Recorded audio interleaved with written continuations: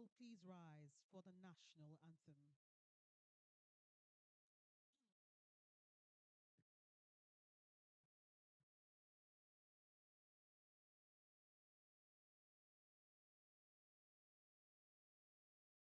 We have it pre-recorded. Can we have the pre-recorded, the audio team? Who's on the audio team, please?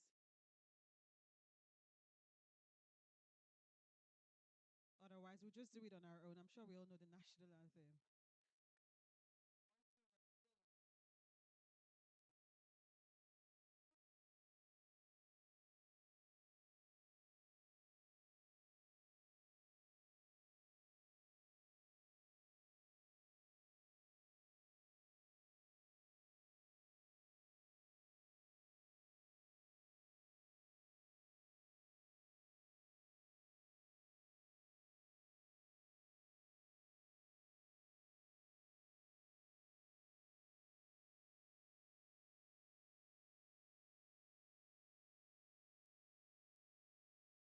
Thank you very much. Thank you. You can have your seats, please. Yes, go ahead, actually. I'd I'd like like to to specially specially welcome you all send once you the again link. to the dissemination of the 2025 standards and guidelines establishing and coordinating organ and tissue transplantation in Nigeria. And the theme is promoting safe, ethical, and accessible transplantation practices through awareness and stakeholder engagement. I'd like to recognize very special partners that have partnered for today's event. A special appreciation and recognition to the National Tertiary Health Institutions Standard Committee, led by the chairman, our very own Professor Philip Abiodun and his team. With a round of applause, please. We appreciate you for the hard work put into this guidelines together, and we will achieve very remarkable results. I also like to recognize in absentia the permanent secretary, the Federal Ministry of Health and Social Welfare, Madame Daju Kachalom, MNI. She'll be joining us shortly. Permit me to also recognize Professor Fatima Kiari, Registrar CEO, Medical and Dental Council of Nigeria. We have an area of very distinguished personalities in the medical space. And I will just be recognizing as we proceed and make progress in today's ceremony. Roll call of professors in the building. I'd like to recognize Professor Godwin N. Bazwaye from the University of Benin Teaching Hospital, Benin City, a professor of hematology and bone marrow. Thank you very much. We also have Professor Aliyu Abdu, Professor of Medicine, Bayero University, Kano, and consultant nephrologist, Amino Kano Teaching Hospital, Kano. Camera is off. We also have Dr. Francis Ogbise, Principal Consultant, Anadach Consulting Group, Maryland, United States of America, a clinician and health economist, and he is a candidate for PhD soon. Please, with a resounding round of applause. Like I said, it's an area of very distinguished personalities in the medical profession, and we're all here today for the stakeholder engagement. Before we proceed, I'd like to, at this juncture, also recognize the host, Clarion Cole Care Foundation. Please, with a warm welcome and joy and smiles on your face, help me welcome the Prairie James. And a man with vision, a visionary leader, a man whose works transcends the continent, doing great things beyond and just making us proud, putting us on the map. Ladies and gentlemen, the founder and the board chairman of Clarion Cole Care Foundation, Dr. Obina Ekwena. And it's my pleasure to welcome you all as you come here with no particular order. I'll be the host and the master of ceremony for today. My name is Winifred Ebie, but you can call me Winnie that winner. And I bring you good greetings from the city of Lagos. Thank you very much. Abuja be good. I love Abuja. So we move swiftly now. Just a short break. Please, I beg for your pardon while I just try to get things in perspective, and we will proceed with the rest of the program. Just a bit of time to get back on here. Thank you very much.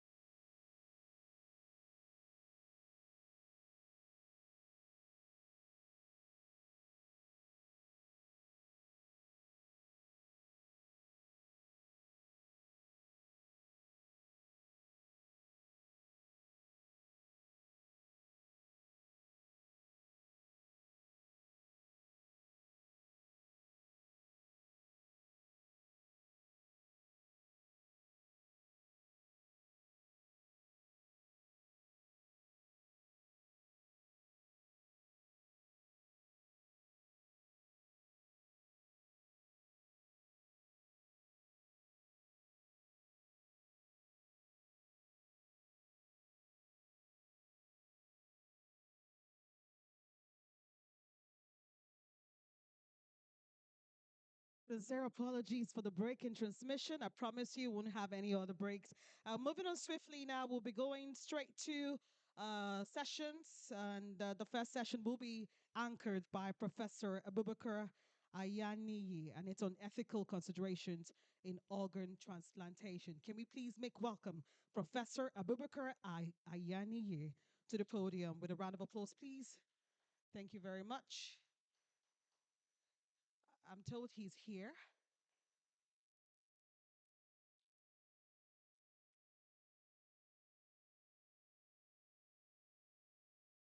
Okay, so there will be no vacuum. We'll move on. Do we have Dr. Francis Ogbese?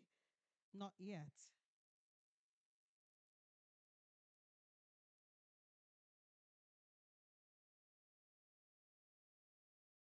Yeah. Okay.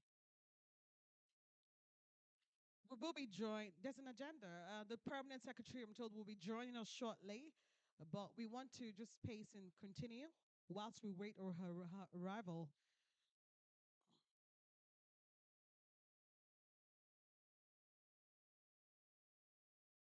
Okay.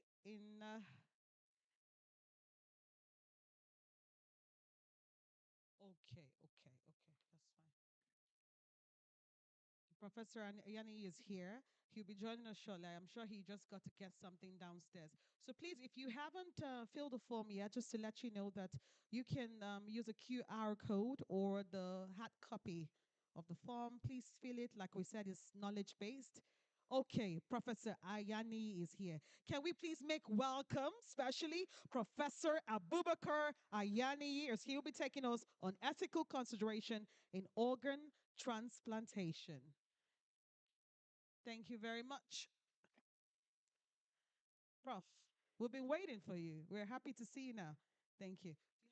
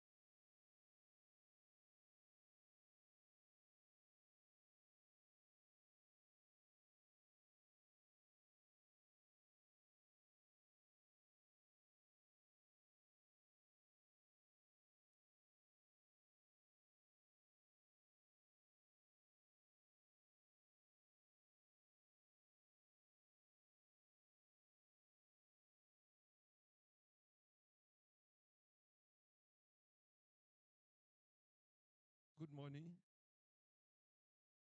Chairman, National Tertiary Institution Standard Committee, the Chief Executive Officer, Clarion Care Foundation, all the distinguished Nigerians here, the communication experts, ladies and gentlemen. I want the slide to be projected. I will be taking ethics of organ transplantation.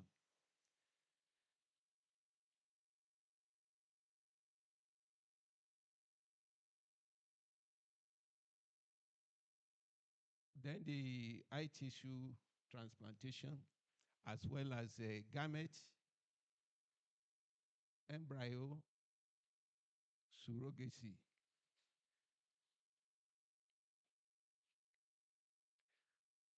As we all know, ethics is universal. Though we have to be specific about Nigeria because we are in atlas space called Nigeria, or just geographical space called Nigeria. And if we have gone through what they call a Declaration of Istanbul, we will notice that experts across the world, they gather in Istanbul in 2008 and 2018. There is emphasis on jurisdiction. And then Nigeria is a jurisdiction. When we move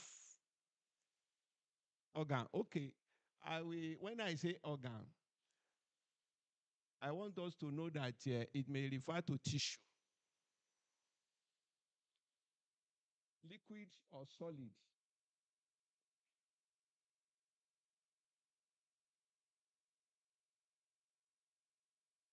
It may be blood products.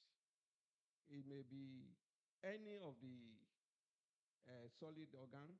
When I say organ, so I refer generally to body parts that can be transplanted. So I will be using organ to refer to everything. The second was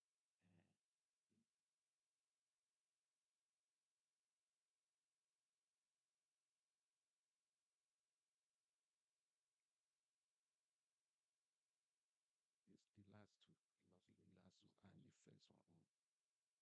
The last two. But the first one is on ethics. That was just one. Ethics.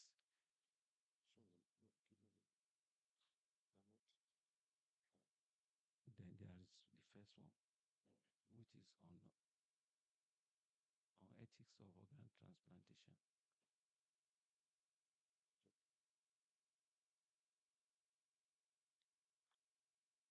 For the delay, they are sorting out the slides.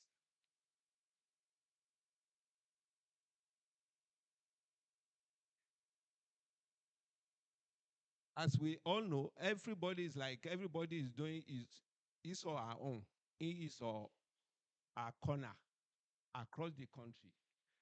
But since the inception of this administration, you know, the President GEJ actually signed into law Nigeria Act. And then if we look at part 6 of that Nigeria Act, it specifically states the control of the removal and use of organ. But in that part too, there is a statutory body that's supposed to have been put in place, which is called a National Tertiary Health Institution Standard Committee. But this current administration is able to put that committee in place. And then since January 2024, that committee now set up what we call organ transplantation panel. And then the committee swung into action. They divide themselves into 6 different groups, including ethics of transplantation, bone marrow transplantation, liver transplantation, kidney transplantation. So they divide themselves and then they work round the clock, and they were able to produce standard and guidelines that has been codified and launched in March this year.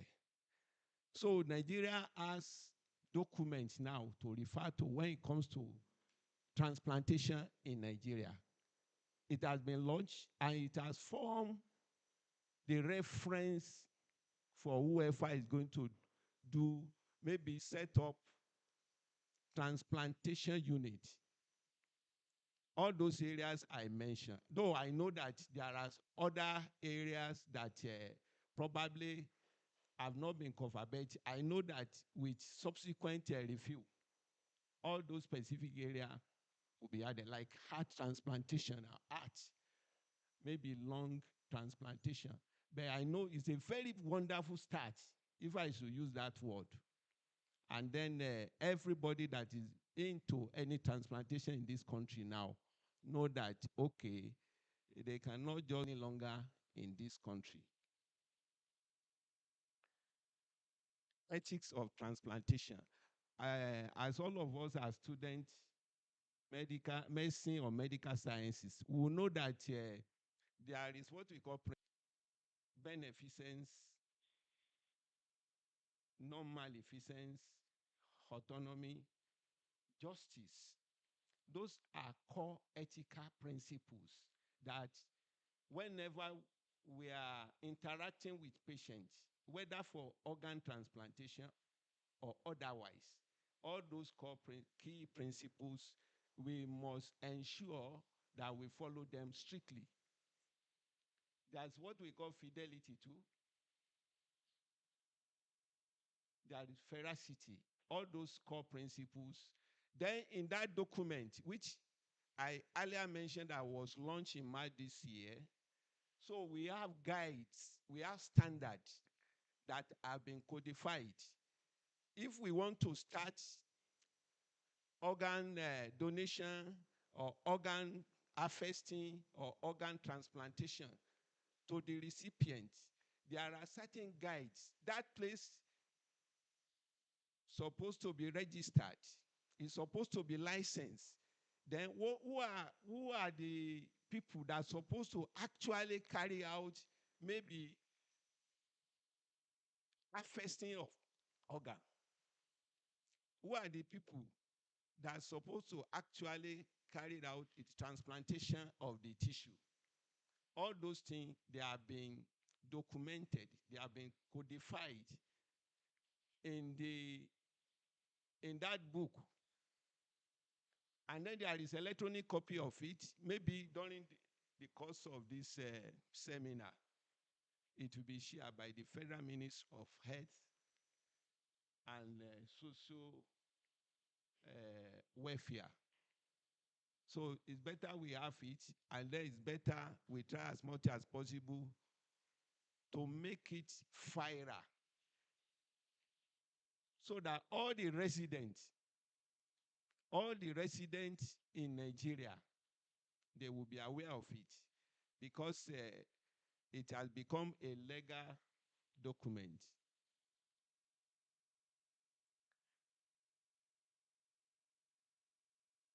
So each of those areas I mentioned, okay. So our discussion can be organized now, because this slide is going to lead us. Next slide.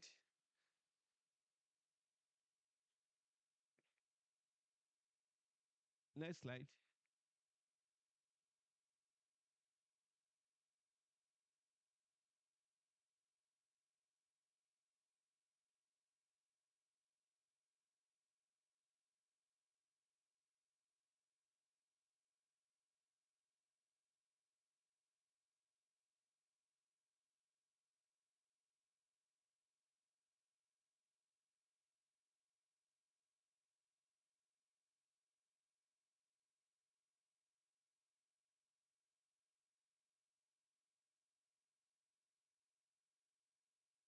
Next slide.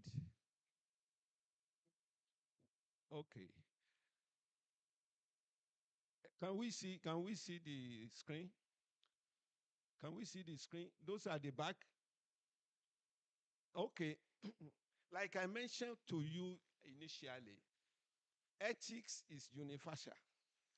And then the ethics guiding the organ donation transplantation in this country is not brought from extraterrestrial space. It is derived from bioethics, law, philosophy, religion, are global standard.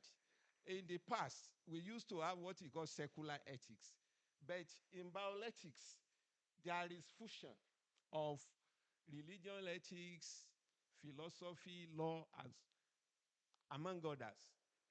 Organ donation is supposed to be altruistic and non-profiteering.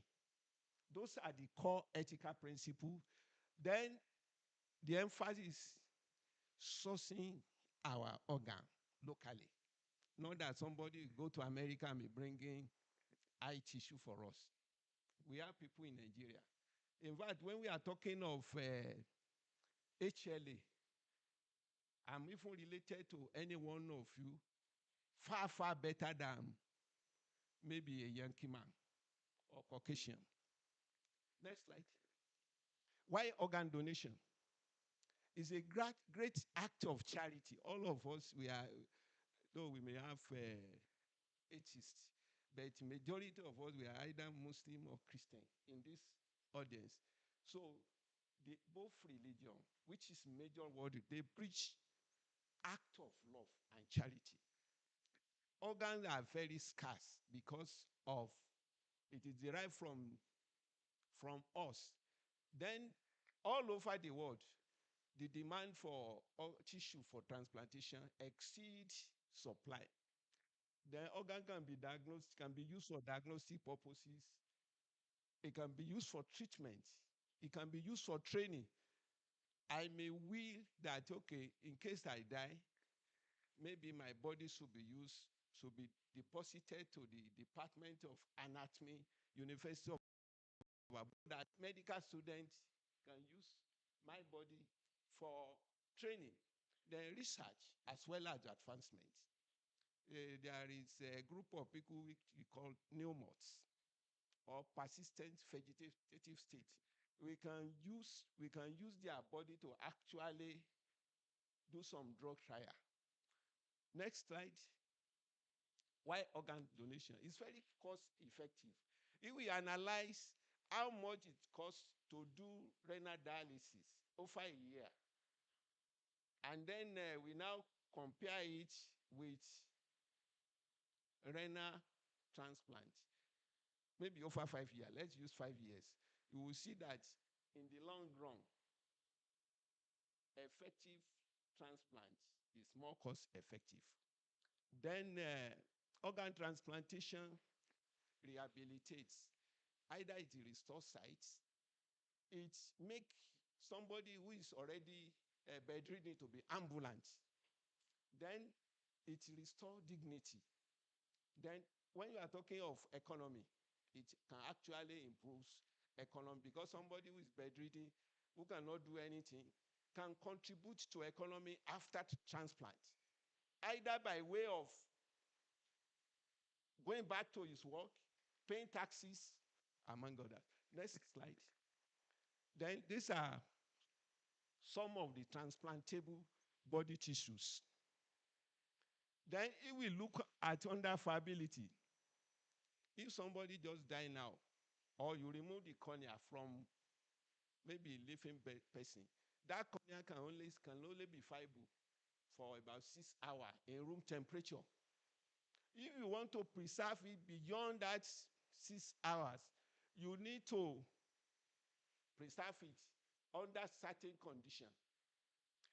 There is a message. Why these are put there? See bone marrow, 2 hours. Then if you want to preserve bone marrow for years, you need to put it under cryopreservation. Gametes, you can freeze sperm or ovum for decades, but it has to be under certain conditions. So next slide. Approval is only authorized hospital.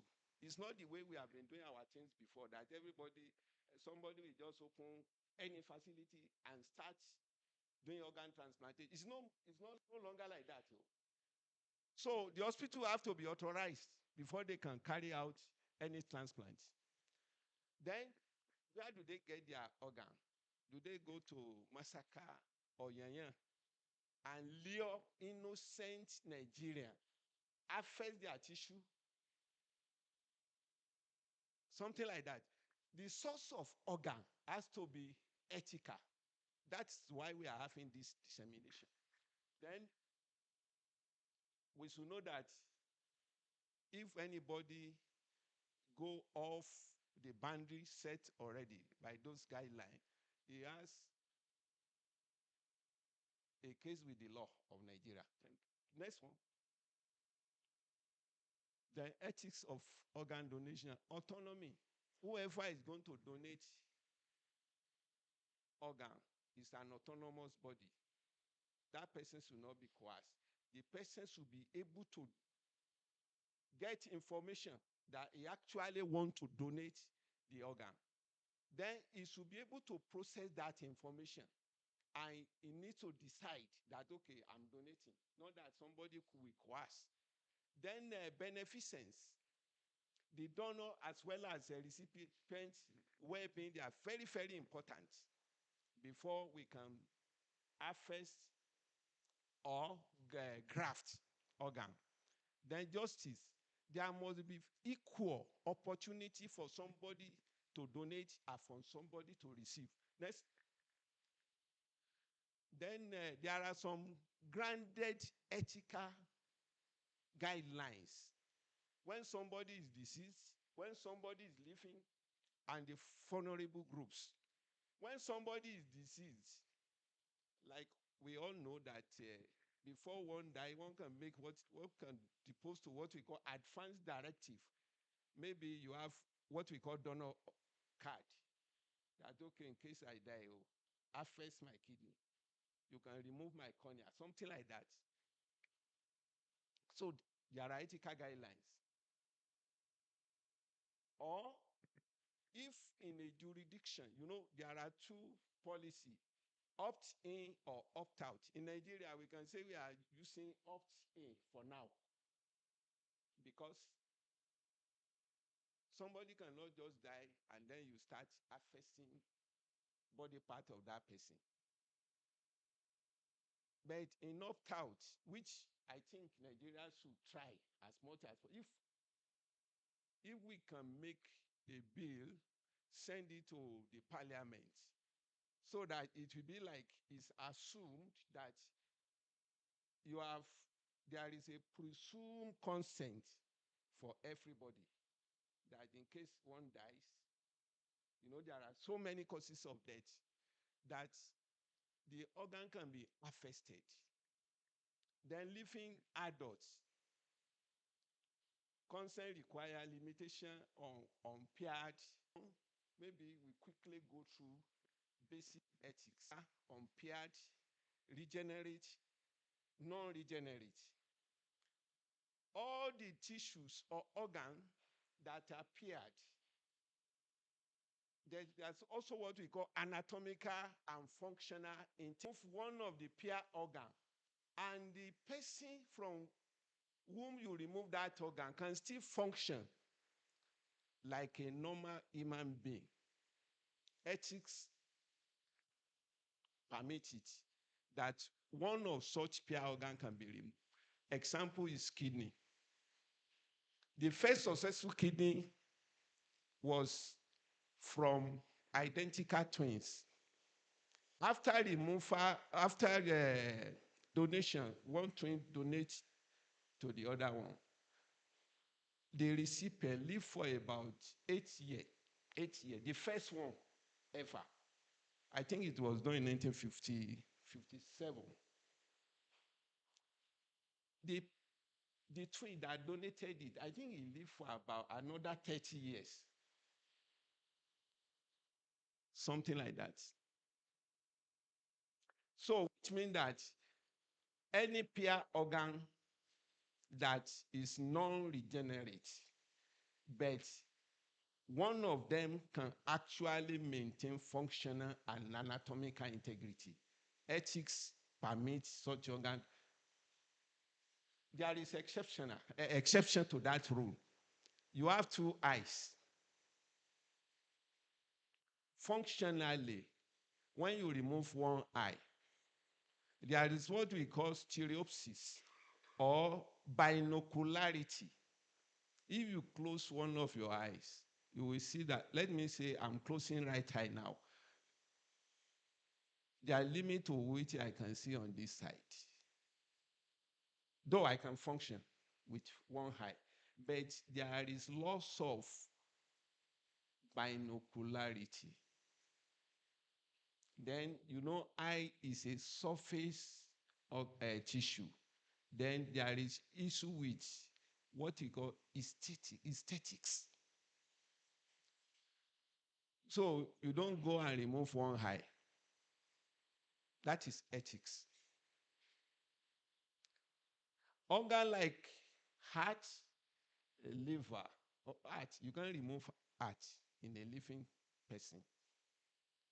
The first successful heart transplant that was carried out by Chris Barnard in South Africa, it was also done in 1957. The donor had accident, and neurosurgeon confirmed that this patient can never recover. So they quickly wheel the patient to one theater. A team was busy trying to harvest the heart, while Bernard and his team, they were preparing Woskansky, who happened to be in, is it congestive heart failure? The heart has failed. It was just on waiting list when that accident happened. So that means that you cannot remove heart from a living person. If you do it, what you are doing is unethical, and it has legal implication. Then the only condition when you can transplant single non-regenerate organ, there are conditions. I know we have internists here. There are conditions where somebody will need both what we call long heart transplant. If the heart of that particular patient is still okay, he can donate it. While they are transplanting both his lung and heart. Then vulnerable groups. Generally, the vulnerable groups, they should be excused, except it's impossible. They should be excuse of organ donation. But where it is impossible, you may ask them, such group of people are minors or those who are mentally retarded. Next slide. Religious, cultural, and considerations. So let me quickly mention, okay, Buddhism. Buddhism, we don't, except we have some Buddhist community in Nigeria. In Sri Lanka, the reason why I'm mentioning it is that Nigeria can do better. In Sri Lanka, they did a kind of public enlightenment campaign. The government commissioned that campaign. They went to the Buddhists, just like you have imam, you have bishops in Nigeria.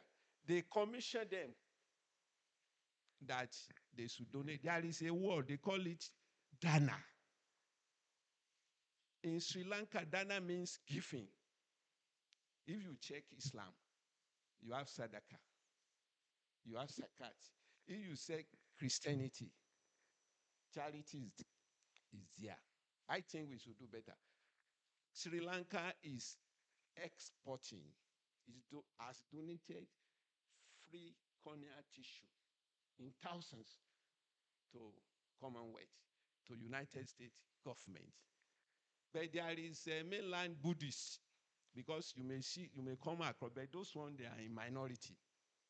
They say that they should allow the soul of a dead body, they should give the soul to exit the body. So they don't allow it in that mainland Buddhist.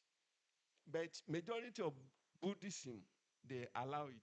Then Christianity, Jesus Christ, peace be on him, said, heal the sick, heal the sick. Freely you received, give freely. Check Matthew 10, verse 8. Matthew 10, verse 8. So we make use of it. That's why I say, when you say bioethics, is a melting pot of religion, law, philosophy, and biosciences. But the watchtower, Jehovah Witness, they are not, they are very reluctant. They don't just say, okay, be donating organ, but they give some cautionary guide by saying that organ donation should be left to individual adherent consent. Then the last sentence was that if you are going to do, if Jehovah Witness is going to donate or receive organ transplant, it should be drained of blood. Corneal tissue is avascular. So if we have any Jehovah Witness here, they should know that the deceased Jehovah Witness person, they can readily affect their corneal tissue, because if we like cornea is avascular. Then Islam says that all pure animal tissue can be donated, can be transplanted. The only where Islam gave cautionary exhortation is in the issue of gametes. Those of us that are in assisted reproductive technology, Islam forbids you transferring sperm of man to fertilize the egg of somebody who they are not joined together in marriage. Next one. Okay, cultural fears. Okay, in my own culture, we believe that there is reincarnation, where somebody who has died, maybe if he lost limb, by the time he's rising up, that limb will not be there. But there is what we call myths. There is what we call misconceptions. Okay, the sickle cell patient, when we were young, when we didn't have knowledge of medicine, they call them apiku, because they die. And when the woman gets pregnant again, because maybe she's unlucky, because it's chance. It's chance. You have four children. The husband is AS. The wife is AS. There is chance that all the four children you will have will be SS. There is chance that all of them may be AA. There is chance that maybe one of them will be SS. Maybe two will be AS, while the other one will be something like that. Get another pregnant. The child is CSS, die. Something like that. But when science was able to analyze it, we know that it was because of genetic problem. Those of us that maybe they lost their limb to accident or something like that, do they ask where they bury that limb? They are living, maybe amputated limb because of diabetic gangrene or because of accident. My placenta, do I know where it is now? Those are the questions. We're supposed to do critique. Because it's like our culture generally, because there are studies people have done in this country that shows even medical practitioners, when you ask them, are you ready to donate your body part when you are dead? It's not a matter of having education. So we need to do something to that. Our cultural belief system must give way if we really want to break even when it comes to organ donation and transplantation. Next one. Legal deterrent or ethical conduct. If you check the Nigerian Health Act, I will sum that's part 6. I will sum it into 3. There is part of control of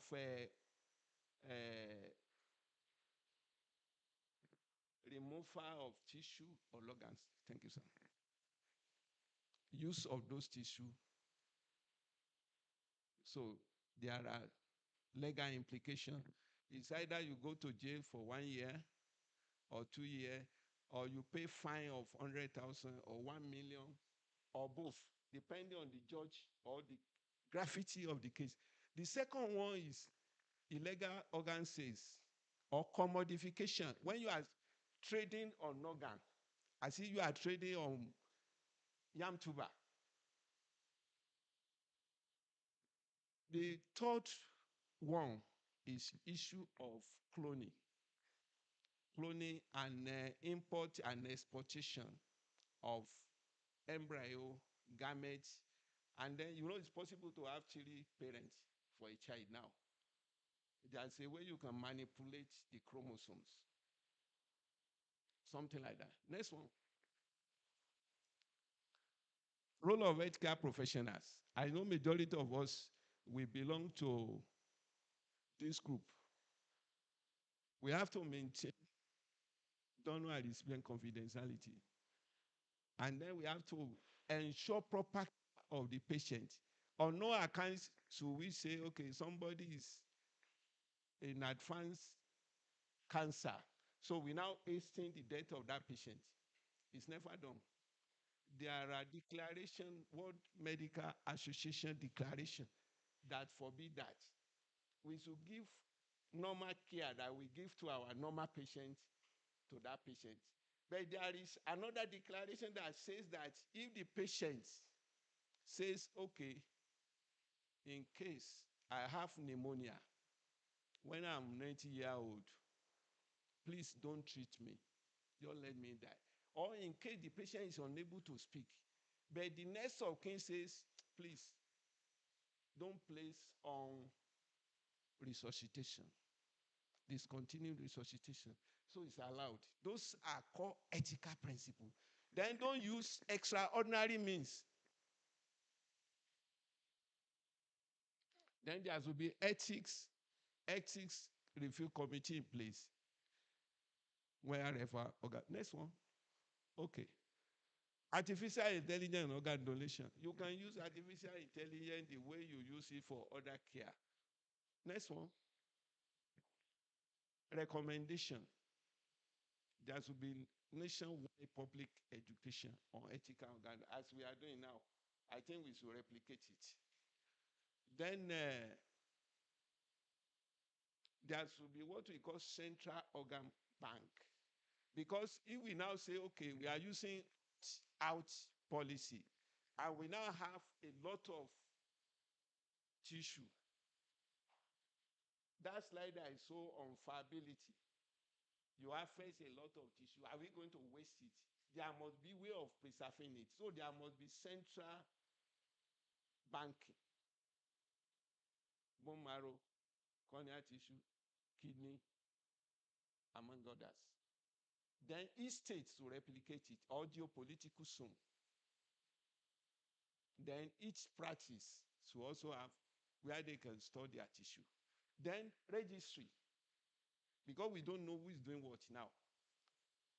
Even as at today in Nigeria, we want to keep record of what each facility is doing. It's already coded. It's not already documented in that standard and guideline which has been launched in March this year. Next one. So ethical organ donation and transplant are fighter for healthcare in Nigeria. You call it end treatment. High-end treatment. Call it high-end treatment. Adhering to ethical guidelines, protect donors, recipients, and medical practitioners. Policies can ensure fair, accessible transplant for all. Yes. So thank you. Good morning.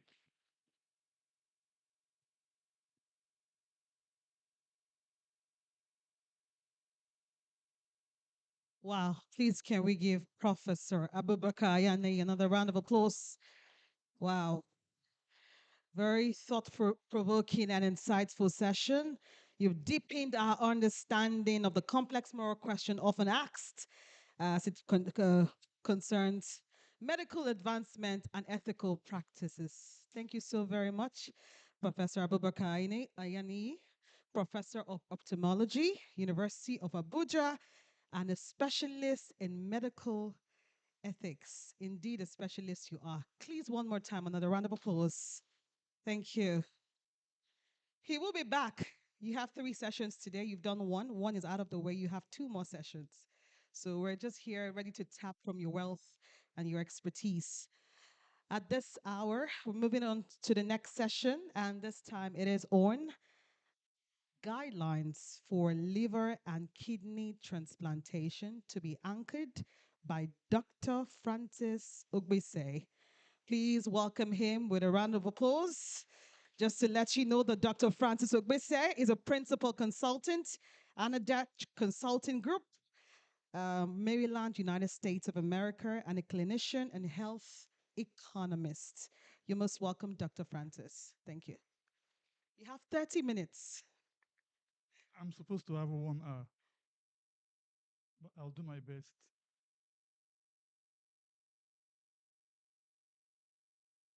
No, start with the kidney.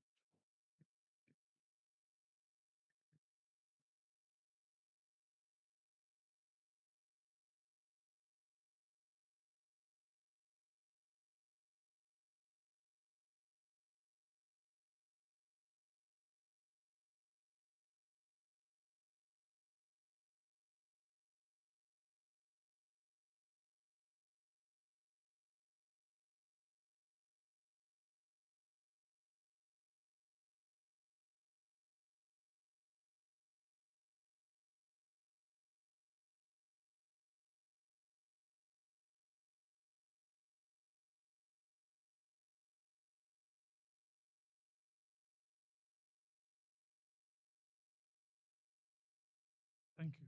Good morning, everyone. And I would like to stand on existing protocols. But before I go on, I would like to thank the organ transplant team, which was very, very short. It was a difficult process. At times, Prof would be in Canada on his bed, and we're doing meeting 10 p.m. And Professor Anoyi will always say, opt in, opt out. I can't forget. He wanted us to do opt out, which was a big discussion. So for today, I'll be discussing on kidney transplantation guidelines and liver. So I'll do that maybe in 20 minutes, then we'll have just 10 minutes for question and answer. Next slide, please. Please not, no, just go. Next slide. Next slide. Okay. Now we'll be discussing, this is the agenda, the background of kidney transplantation in Nigeria, the clinical practice. We'll look at the current state, challenges, and the framework and the launch of the guidelines. Also the components of the guidelines, the minimum standards, the checklist, and the future plan. Next slide.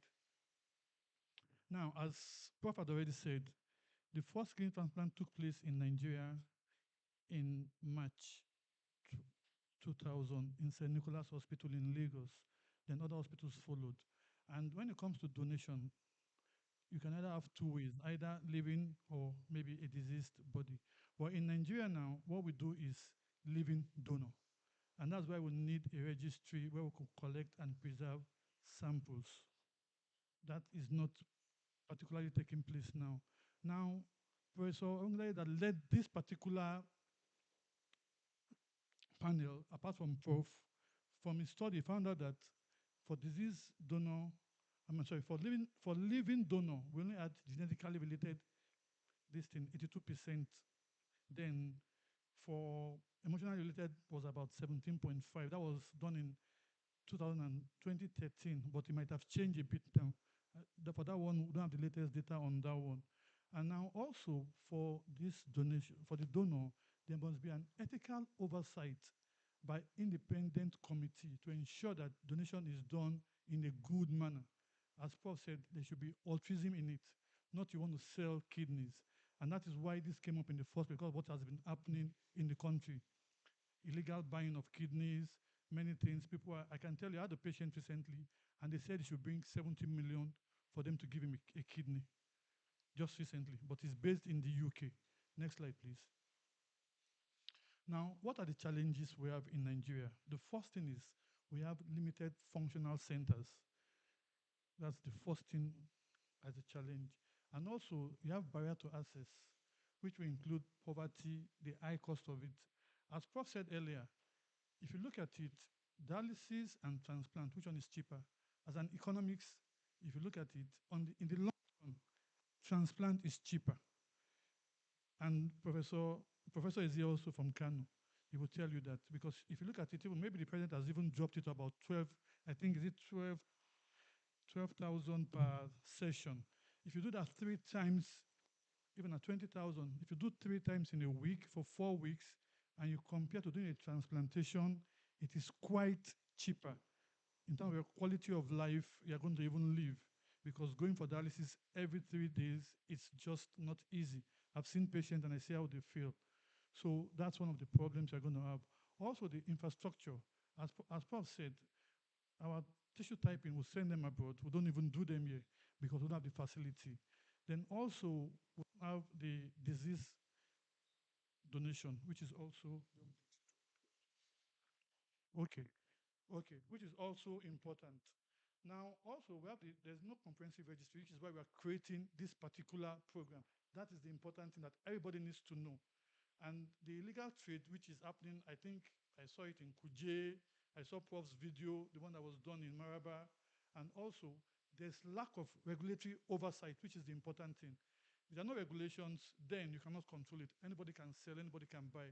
And that's why we are bringing these standards to be in this country at this point in time. Next slide, please.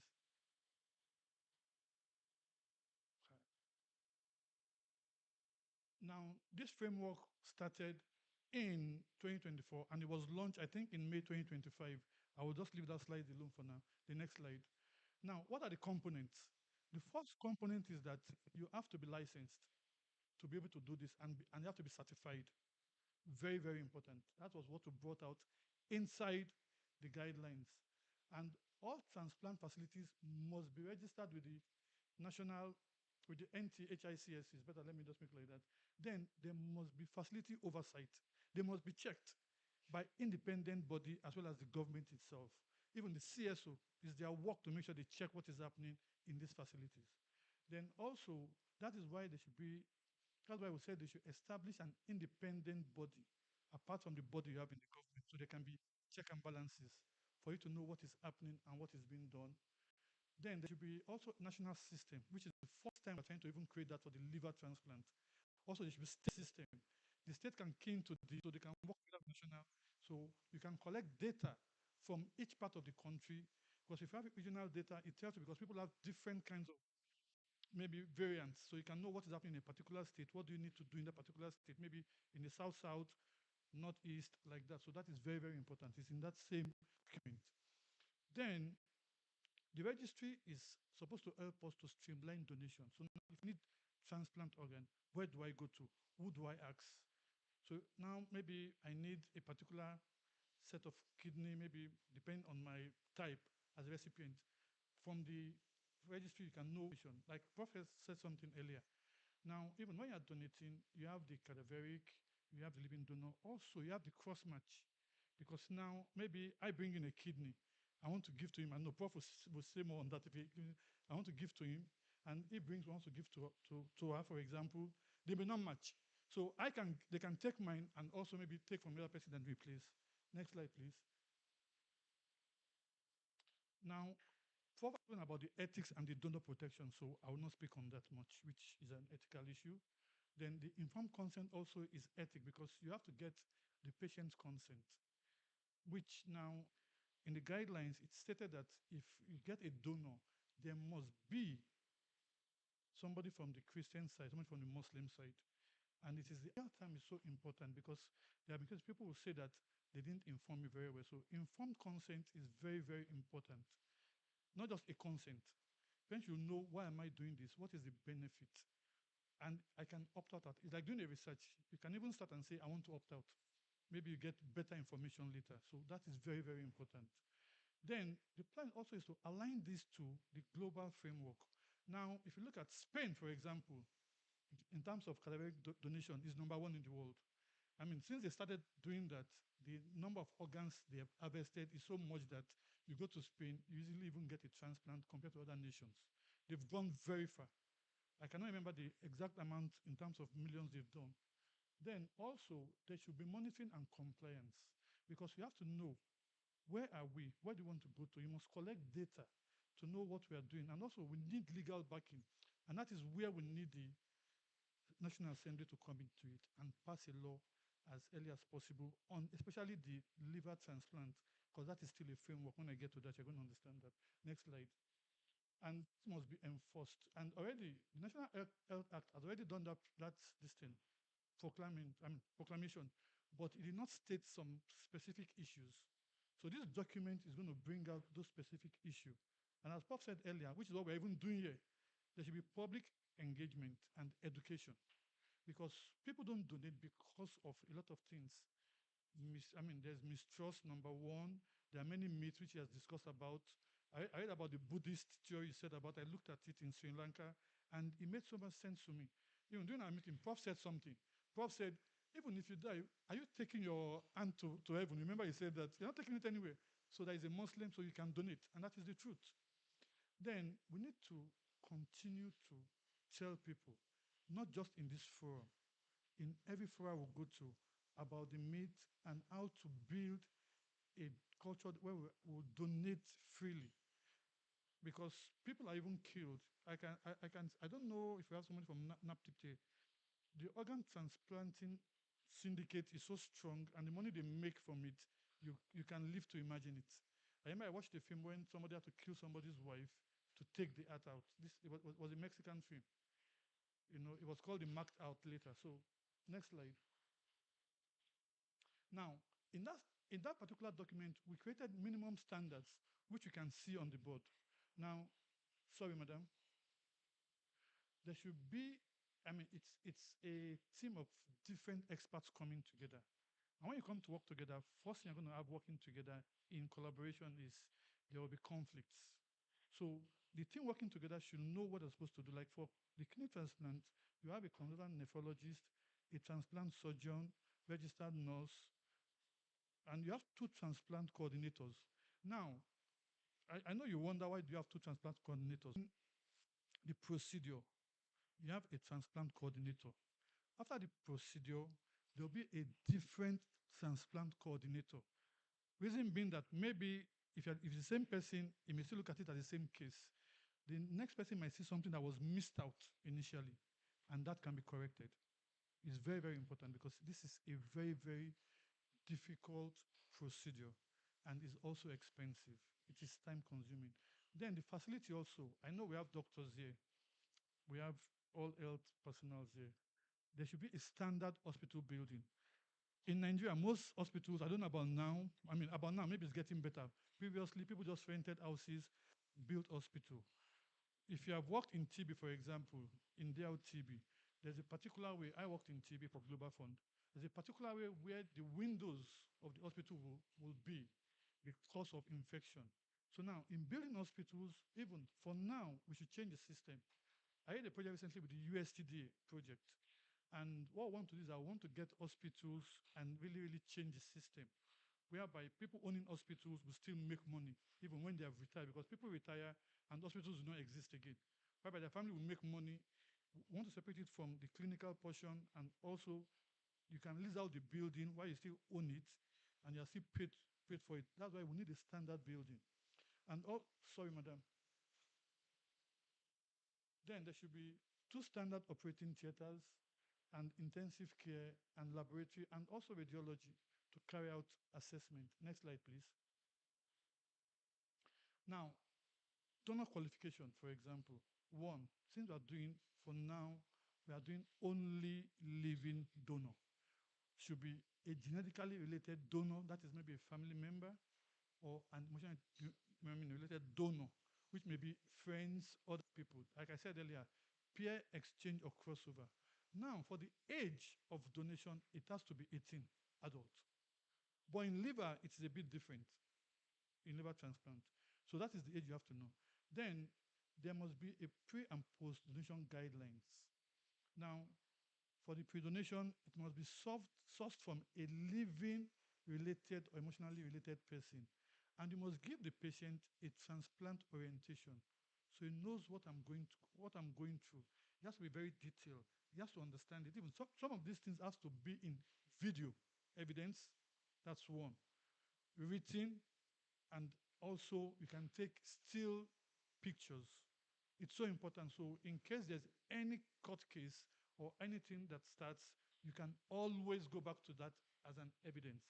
So now, then also financial compensation. What do we mean by that? We've said they should not transact.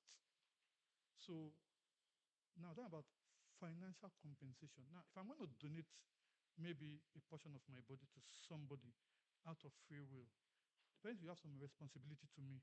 One of them is that I'm not going to collect money, but now maybe I have to miss work, which I should be paid for that.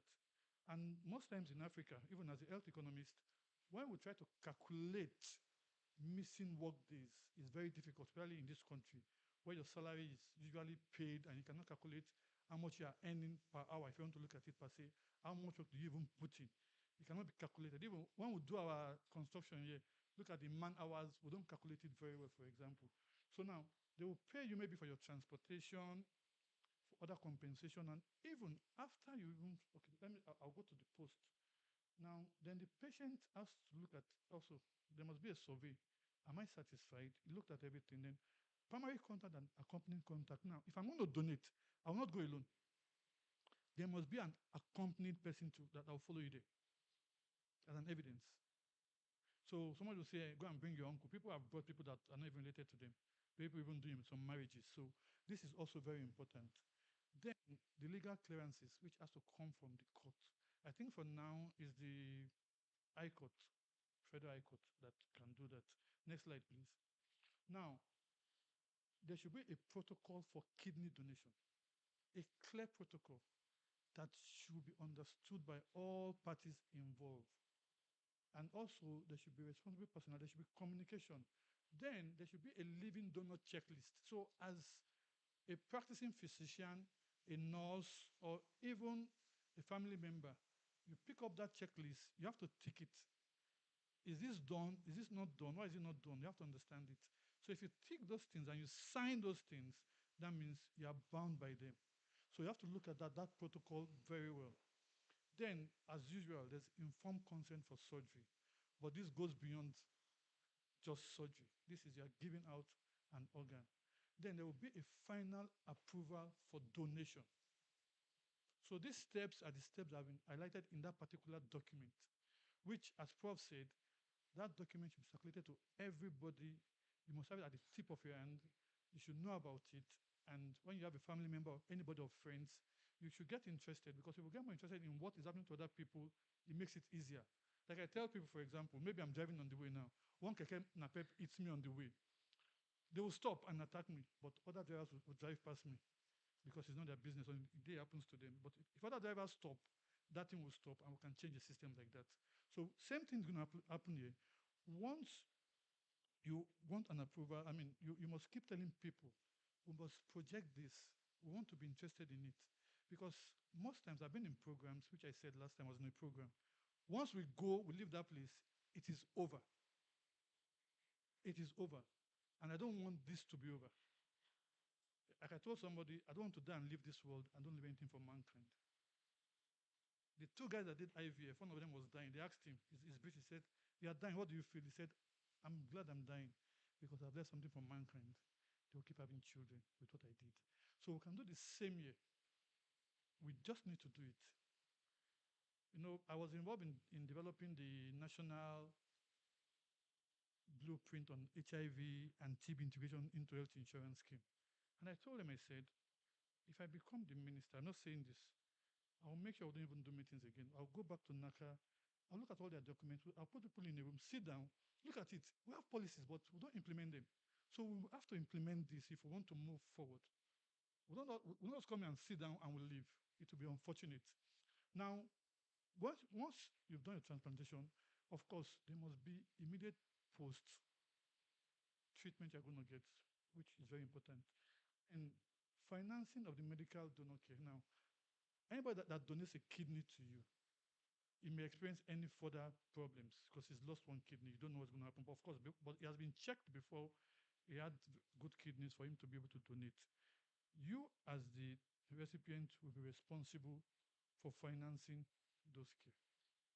That's one thing. It's very important because you may have an issue. So you can see that it's a very capital intensive procedure.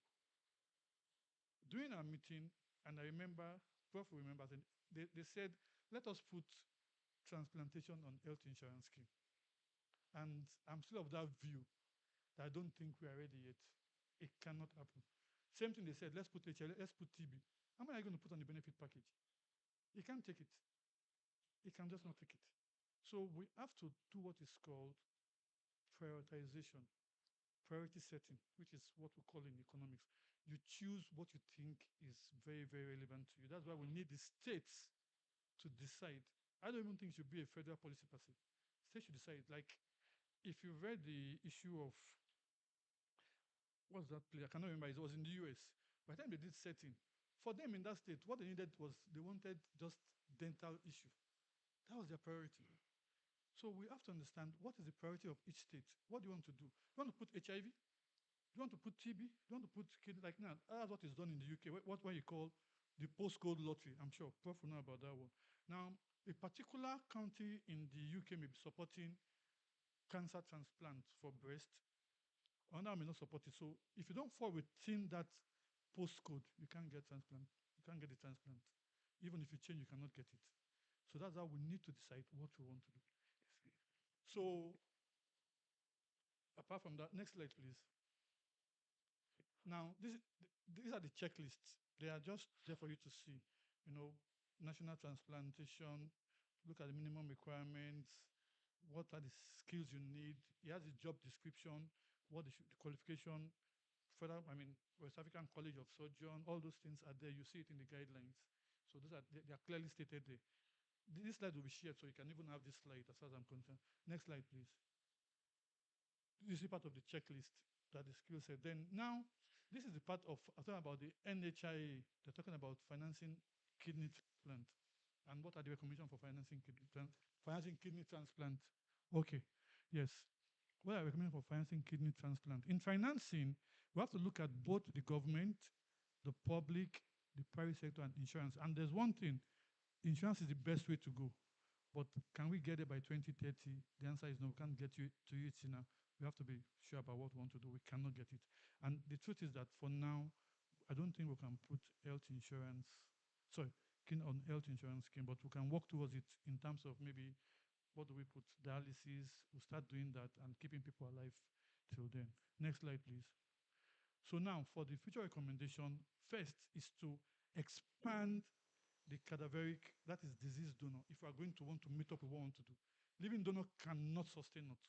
If we keep using living donors, we'll keep having illegal trafficking. That's the truth. People will sell their kidneys. Then also, we need to build our infrastructure.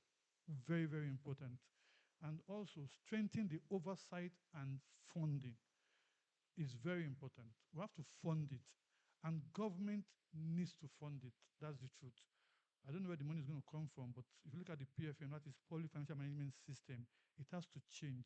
You have to find a way to put this thing in the budget, doing appropriation. What do you want to do about it? Then they need to empower this particular panel to make sure they follow their work, be able to do audits, come up with policies, that will support the government to reach the aim of getting this document everywhere and people know about it, what we want to do. Next slide, there's one. And also, there should be policy advocacy, which we are doing awareness, and especially we need to collaborate with the faith leaders. That is the truth. The churches, the mosque, everywhere, and the media to reframe what is organ donation about. People don't know. You think they know, they do not know. So I think we need to do that one. So we can do this thing and achieve what we want to achieve. Next slide. In conclusion, I would like to say that it is important that this transplant policy guidelines is adopted by everybody because that's a pivotal step for us to move towards ethical, transparent, and regular kidney transplant in Nigeria. Then we can translate this policy into life-saving outcomes. Thank you. I don't think you answered it. I have one. Do you have any questions? Remove them. Remove them. No, go, go. Do you have any questions? Please do. Can you give it?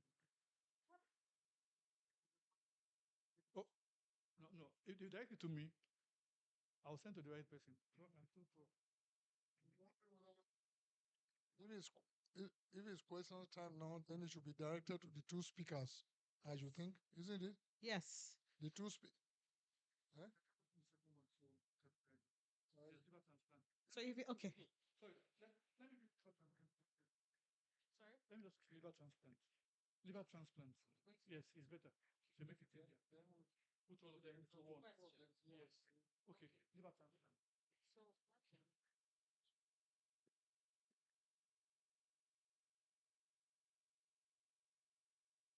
So while we're at it, let me just start. It's very important because there's no time. Now, for liver transplant, liver transplant and kidney transplant are completely, yes, are completely different. Different. Now, in this particular document, we have the guidelines for kidney transplant because we've been doing kidney transplant for the past maybe 25 years since it started in St. Nicholas in 2000. But for liver transplant, it's a completely different thing. And again, both are two different organs. As Prof said, one is regenerate, one do not. Liver will grow itself, but the kidney, you have two. You can take out one, and the other one is going to work. For the kidney, you have a test that can use to monitor. Is this person doing badly or poorly, which is the renal function test. But for the liver, you don't have such indication per se. You use what is called the model end-stage liver disease model I'm going to use. But we won't go into that now. I'm not telling you. So it's a different thing, very different. So the first thing is that Nigeria, though there's a pretest, I won't do it. Nigeria has never, ever done a liver transplant since it was started in 1963, over half a century ago by Thomas Stahl in the United States. Slide, please. So for the liver transplant, it's not a guideline, it's a framework that must develop into a guideline.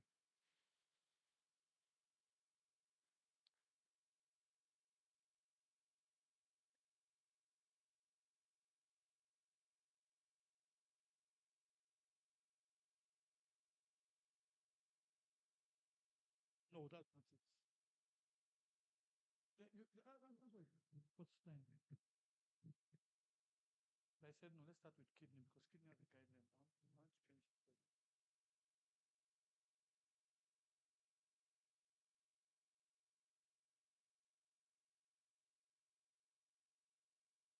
I want to finish it. I think this is it. Yes, thank you. Now we'll be discussing the standards and guidelines for coordinating and establishing organ transplantation in Nigeria. But if you look at this subsection, it says advancing liver transplant in Nigeria. That is, we want to understand what the draft policies framework said in the document. It's a draft policy framework that needs to turn into a working document. And with your help, we want to turn that into a living, a live document. Next slide, please.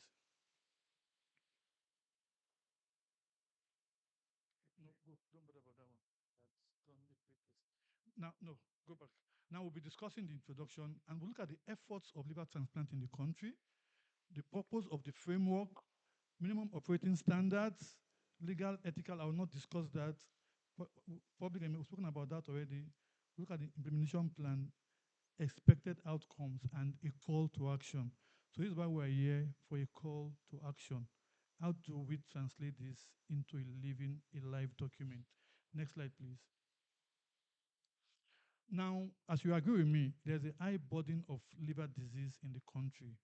One main reason is that infection, but still, before most patients will get to see a doctor that will diagnose them, there are a lot of delays because they're in the village, they don't have the doctors, they don't have the facility, so that will eventually lead to complications and lead to liver disease. And transplant is the only definite treatment for end-stage liver disease at this point in time. You don't have any other thing that you can do. And secondly, the transplant itself works very well because the liver will regenerate for both the donor and the recipient. That is very important. We will regenerate. Now, Nigeria is yet to record its first liver transplantation, and most patients go abroad to do that one. I think I read a journal that said the cost of liver transplant is about between 180,000 to $200,000. If you multiply that, I don't think I will ever afford that unless I steal money or do something. So that's the truth. So there's a need for us to have liver transplant services. But what is stopping us? Those are the challenges. Number one, we have poor infrastructure. The cost is too high. And also, we have the specialists, but they're not enough. They are competent. I put maybe limited competent, yes. They are limited. Then that is why the government said we needed to launch this document, and Prof and his team believe that it should be a draft framework which we are going to go through it and get the policy out for us to use. So the plan is to develop policy objectives. Next slide. So now, what efforts have been done on liver transplant? Thank you. Hello, can you hear me now? Over the years, you know, hospitals have been meeting, different society, what do we do? They work with experts abroad and get people to go abroad to get liver transplant. They've started that. People go and come back. I know a man that came back. Funny enough, if you have liver transplant, you shouldn't drink alcohol. This was in Kaduna. The man came back within 5 years, he drank alcohol and the liver backed up again. And the family said, no way, we can't get this money again. That's how he died. Now, the National Health Act has already put this in place, but the specifics are not in place. For example, it has said there's consent, hospital is authorized for tissue removal, there's ministerial oversight, and also brain death. Everything has been written there. But now, how do we actualize this? This is why we're here. And according to Okonkwo, this is 218, he said that, and others, and his colleague, that in this area of liver transplant, no progress has been made over 59 years ago since it was first done. I think it's only South Africa in Africa that has conducted liver transplant, if I can remember vividly. I stand to be corrected. Now, two people from Kano, Ghazali and Sheshe, said that when maybe the formation of the liver transplant, National Society of Liver Transplant can lead to the formation of a national transplant center.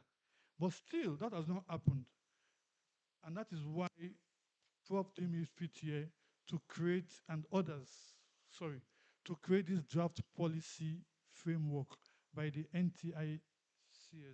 So what is this framework about? Next slide.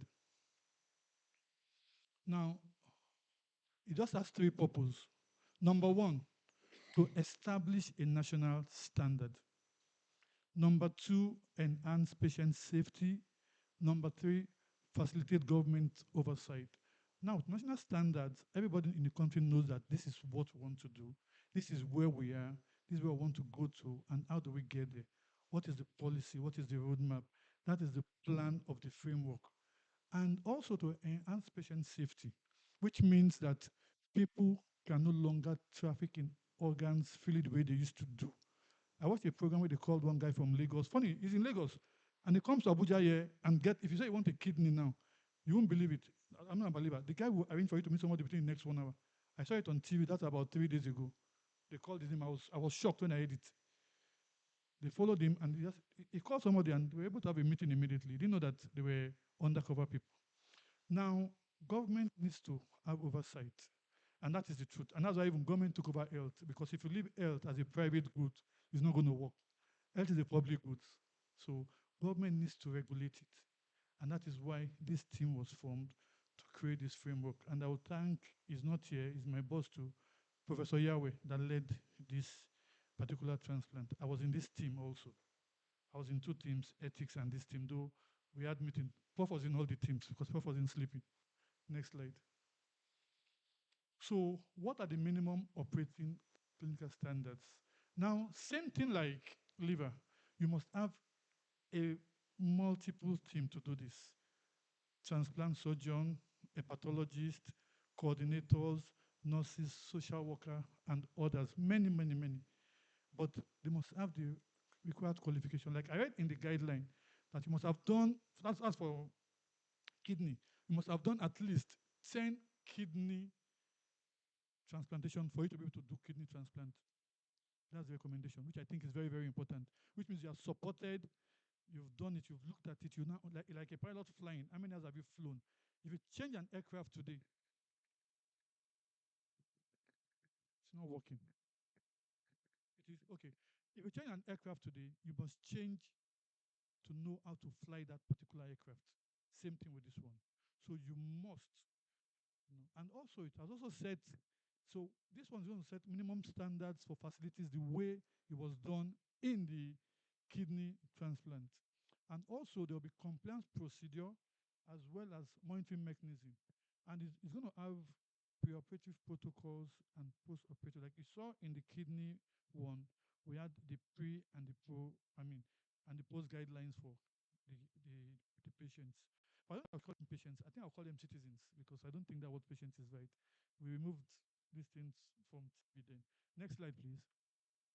Now, these are the ethical standards which Bob discussed, which you say, I'll not discuss it. Donor protection. It must be with international best standards, which we want to address. Then there should be no trafficking. And there should be patient recipient, sorry, donor recipient relationship is very, very key. Next slide. Now, we are doing this now, which you can see. I'm screaming even. I'm screaming. I said it wasn't working. It wasn't working. I can hear, I'm hearing myself. I'm screaming. So same thing with public engagement and education. So we need to call for awareness campaign on organ donation, which must be done. And since Clarion Call, or what's the name, Clarion Care Call, I think they should do that if they're going to host such a meeting also. This meeting will be maybe recurrent. Is it quarterly? How do we do it? We'll make sure it is done. People hear about it. You go to the National Assembly. I'm serious because I remember, sir, in your state, doing TB, because you and Lagos in TB are you are far, we don't even know.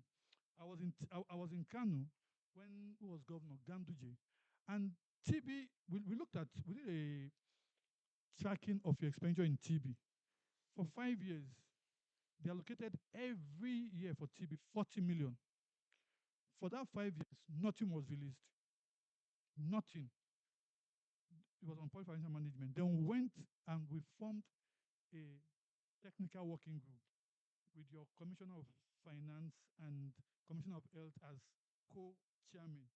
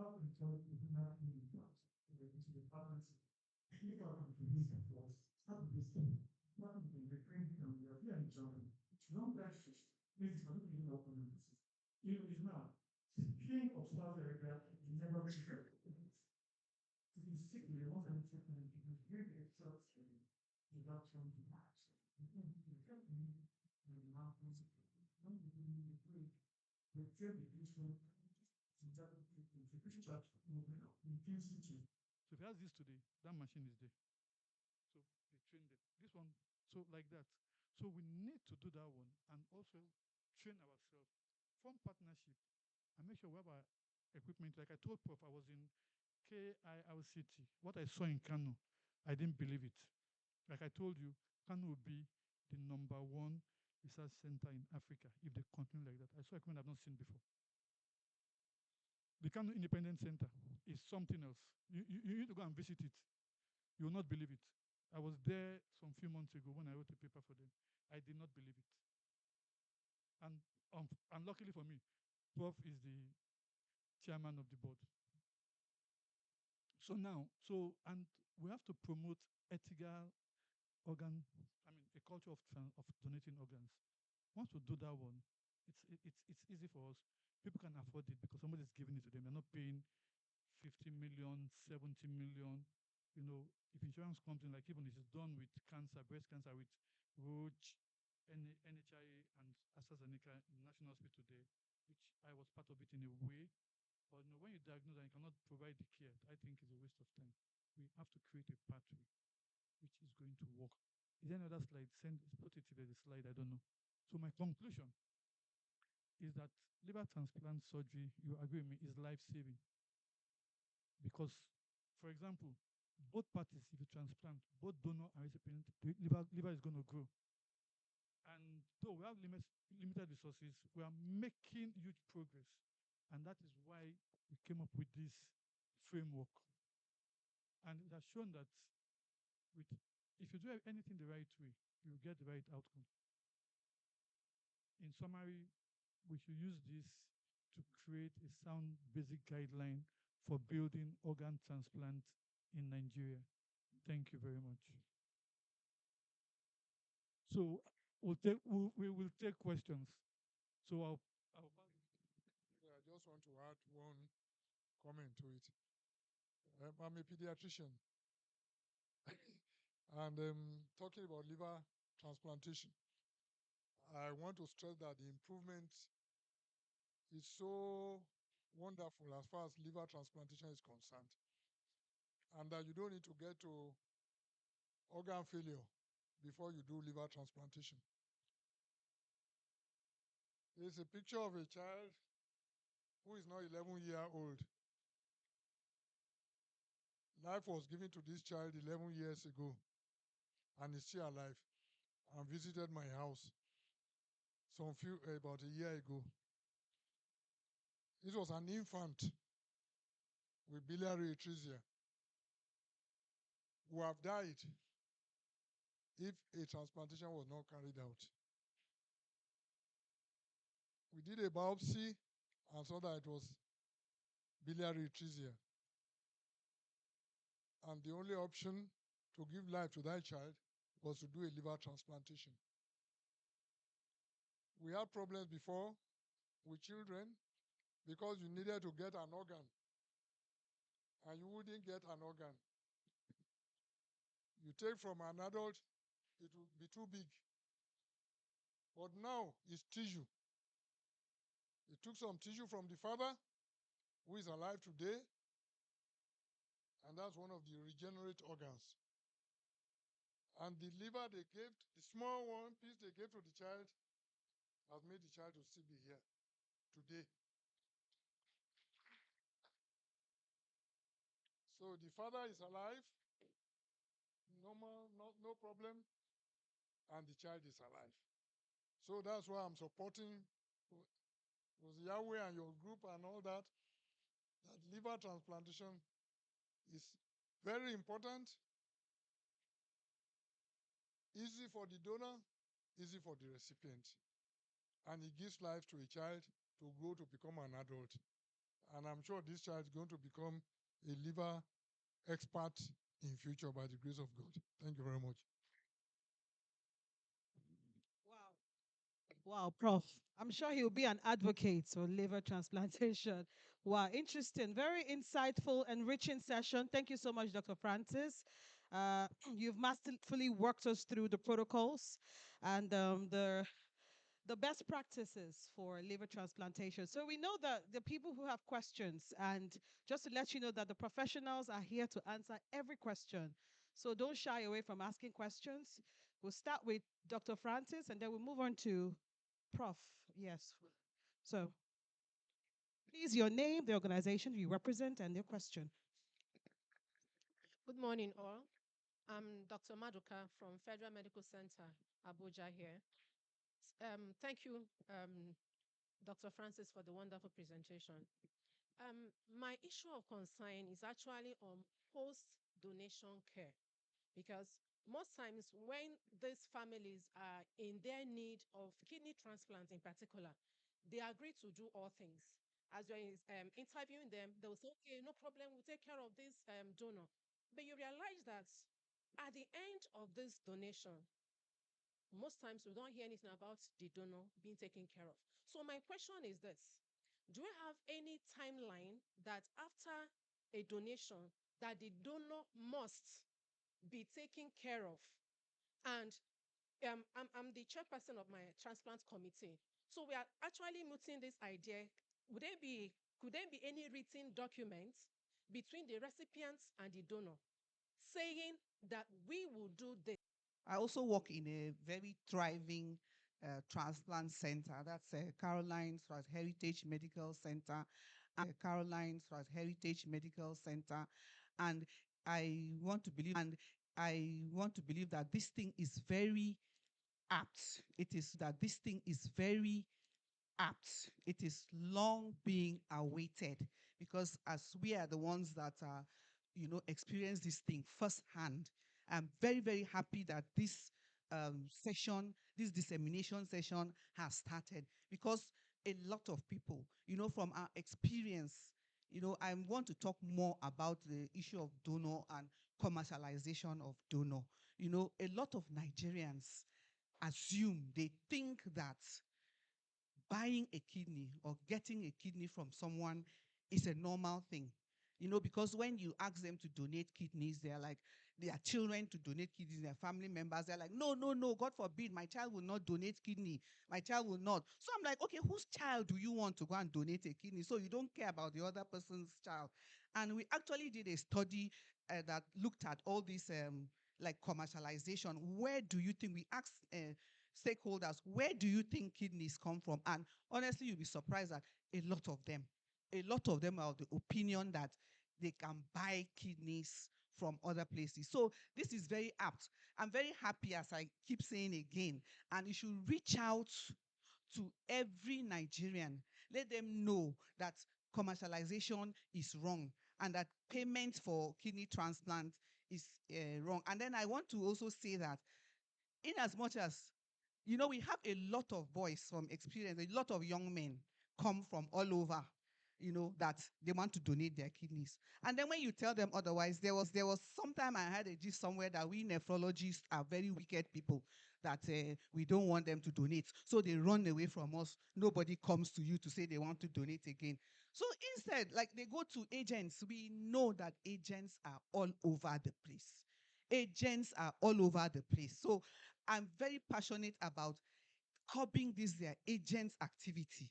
You know, some of them will come. There was one that came to me looking like a sheep that is being dragged to the slaughter. You know, you see, if you see them, you will know that this one is a commercialized person. You know, by the time we started talking to him, he didn't know what he came for. And the agent was there telling me that, Madam, please hurry up. I have to go back to Lagos. I have to go back to Lagos. You know, so they are there. So I don't know what we will do, you know, to stop this agent activity. We're saying that they shouldn't come to us, but we know that they go back to meet these agents, and these agents give them, they supply them with donors all over. They're all over the place, hanging around transplant centers. We might not know them. As you said, you saw somebody. They're all over the place, hanging around transplant centers. So I'm very happy. And then I want to ask Prof, thank you, this guideline is here. The punitive measures, and then you've tried to enlighten us about who to report these things to. Who do we report these issues to? You know, we are at a loss a lot of times. Sometimes when we report to our president in our association, Transplant Association of Nigeria, it's like, I said, but we are not empowered to do, we can't do any like punitive measure, and we're not empowered. But we are always, I for one, I know I'm always reporting it to him. So they tells me this thing. So we want to know who we can report these things to, and then what they will do, and the punitive measures that are there. It's good that you mentioned 100,000, but all of us are of the opinion that 100,000 is too small. Anybody can fish out 100,000, and even 1 million is too small. Yeah? Okay. So maybe in the new guidelines, is more. To some of them, even 10 million is too small. Oh. Okay. So thank you. That was what I wanted to know about the punitive measure and who to report these practices. Yes.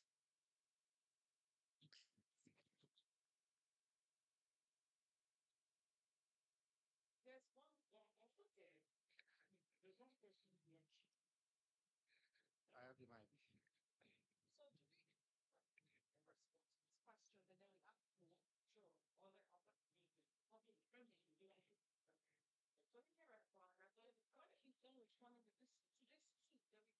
Okay.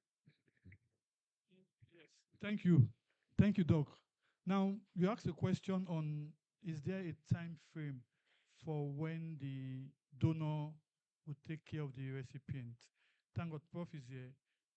I was on a kidney transplant, but from what I saw, which I think it's okay, and maybe I may be corrected, it wasn't clear in the guidelines very, I think there was a mistake in type, but it was saying that about 24 months.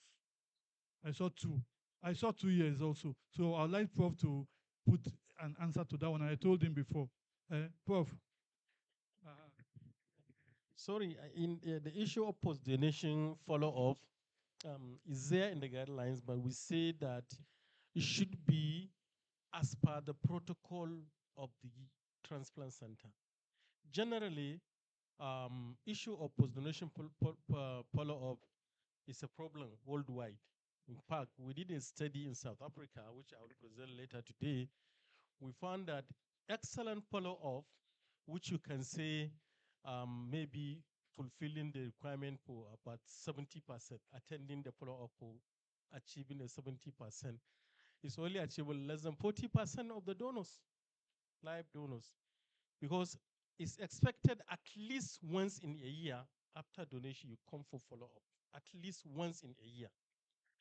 But to achieve that is difficult, even in developed countries where they have standard protocols and the protocols are being followed up. But what we put in this guideline that post-donation follow-up must be there, and then it should be as per the protocol of the transplant center.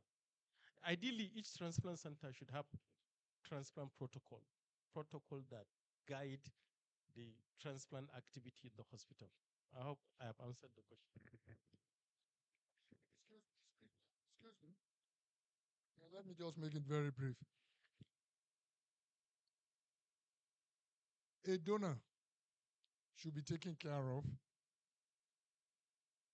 post-transplantation for anything that is related to the donation. If you have to take some drugs, some supplements, some food items, this and that. The recipient takes care of that. Is that clear? But we don't want the donor to now make the recipient. uh-huh. So, and that is why we said in every institution, what is how long? If you remember and the wound doesn't heal, when it heals, you take care of me now. So I can't say stop after 2 months when the wound is still bleeding or there is pus coming out. I mean, that is very simple. But you see, that's why we say voluntary donation. The committee, each institution is supposed to have a committee that we see. That is where the problem is there. Who is this donor? Who is the recipient? There can be agents that help to get, but it's not to go and tell them, come and sell. Or this person will be paying your salary for life. But for the few days or few weeks that the person cannot go to work because you are donated, you should be able to take care of the person if he needs it. Is that clear? So, but not that you now become a cow that is being milked forever. There should no dependence on the donor. It should not be dependent now on the recipient should not continue to say, sorry, take, sorry, take. You say you have headache, take. The hospital or the institution that is doing this thing should know what are the repercussions, what are the consequences. I've told you that the father, for example, now of this child is playing around, is buoyant. I'm sure Dr. James or Dr. Obide will tell you how many in America, how many, they'll be able to tell us a bit about what happens over there as far as recipient and donor is concerned. That is just as simple as that. No commercialization, no dependence, no pity forever. That is not it. That is why you have to decide you are ready to donate, then you are ready to donate voluntarily, or you'll be told the consequences if they are going to be. But we don't expect that anybody who donates will suffer for life or have any impediment because he has donated. Those are the conditions. Before you are made to donate, that's what we say, no commercialization, no kidnapping, no harvesting of kidney, because you don't know. You'll be told exactly what, and we know that nothing will happen to you before we can ask you to donate as far as living donors are concerned. I don't know if you want to add something to it, Dr. James. Well, these are all in the guidelines.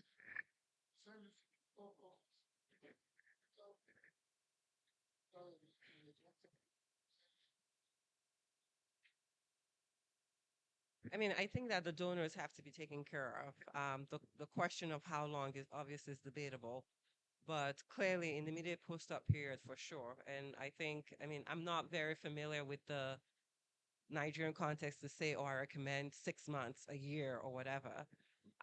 But definitely they need to be taken care of. So, you know, part of the thing that Clarion Call is all about is really donor protection, because there is a big gap to, you know, to your point, where, yeah, these donors need to be taken care of and they need to be celebrated, really, because I think this might also curtail those people who are coming through the black market. So if they come to you and they want to donate, and as this committee is trying to get registry going, I mean, can we bring these people in through that registry and really educate them on what's going on? I mean, part of what we're trying to learn, part of the objective of today's seminar is to recognize organ traffic, you know, victims of organ trafficking. And if these people are coming to you as a nephrologist, then we have to have a way to actually pull them into the system and protect them that way. So I think I would like to talk to, you know, the nephrologists more, a little bit about how, you know, what exactly that means from a practical standpoint. But I think that in terms of taking care of the donor, I mean, they need to be taken care of because they are sacrificing their lives, really. And we don't want a situation where they, in turn, have end-stage kidney disease or are in limbo. And the punishment so far is 500,000, half a million. But we are trying to review it that it is chicken feed. That 500,000 is nothing. So we want to, for illegal trafficking of organs. If you do no, you are the culprit. You are the culprit. the doctor will have problems. If you participate in it, your license will be seized, not money. But the person who traffics somebody who comes to tell lies will pay. So the doctor, that is why you are out here to health workers, so that you don't get involved in such things. Don't send any institution can get people who can help to enlighten people to get donors, agencies, and all this, but it's not for commercialization. And that to be clear to those people. So as a doctor or a health worker, you don't participate in it. If not, you are risking your license.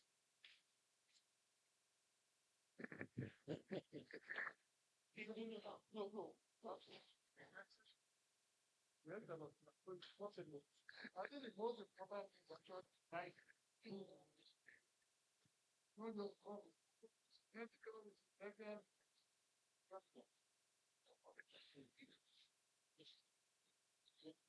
All right, thank you very much. My name is Dr. Mohammed Garba. I'm from Bauchi, Abubakar Tafa Balewa University Teaching Hospital. I have issues with all you have been discussing. Reasons very simple. Yes.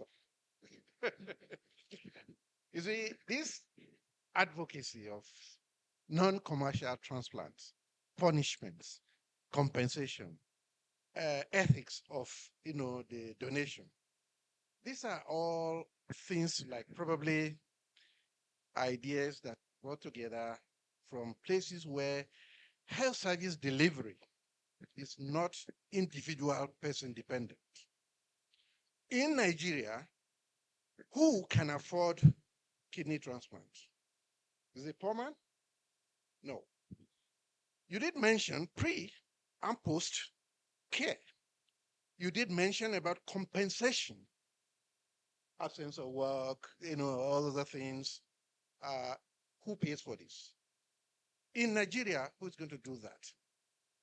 Is the health service, National Health Service in Nigeria, does it cover anyone that has insurance up to the point of renal transplant? Now, the examples we're giving about Saudi and all those things, these are places where health service is free. The government covers everything. Even that, they give financial inducement to willing donors. And these are not donors going about the street. They do a lot of harvests of brain dead patients. They have helicopters that move around to go and harvest the organ and then transport to where it's needed. Patients who have renal failure, they are on the data of the Saudi organ transplant system. So the data is clear. If you're a patient, if you are a citizen, you are donating, the government gives you some money. Not the person who is going to donate life, but the person who is about dying or whatever, who is on organ maintenance. If you are a foreigner, there is a way they try to twist the thing to make you donate. If the person is brain dead, they ask you, if it's in the ICU, now, are you going to pay all your bills or you will donate the organs and then everything's free? In addition to that, government will give you $50,000 so you can send to the dependents. So all these things are done. In Europe, the NHS take care of the patient who is coming, the donor, and of course, the person who is going to the recipient. In the US, there is a national insurance for those who have insurance, unless you are waiting for Obamacare or whatever. So the issue is, in Nigeria, what is the government doing to support the people we want to donate? If not, you are still leaving it open for the rich man. Is the rich man that will pay for those kidneys? Is the rich man that is going to take care of the donor? Whatever you are thinking, it has to be is monetized. So the person is willing to give some money and then get it somewhere to transplant.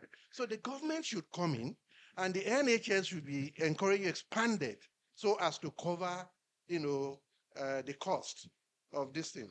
Okay, that's the point I want to make. The other thing, briefly, probably Prof can just make a highlight on artificial intelligence, which you did mention, to recruit donors or for the recipient. I don't know which one. Thank you. Let me just briefly answer you. Sorry.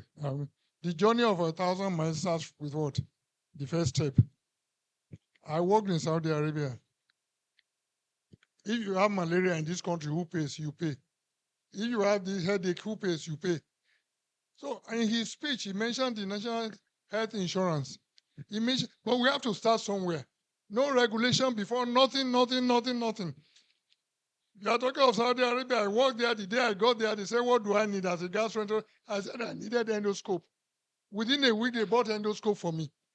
Hey, but we cannot say, who does, who does, who does? We are saying we want to start it, so we do it. So you make suggestions. That's why we are here. We try our best. We tell government we do this, we do that, and we get other philanthropists and all that so don't let's be so negative and pessimistic. Who does, who does, who does, who does, who does? The 1,000 kilometers start with what?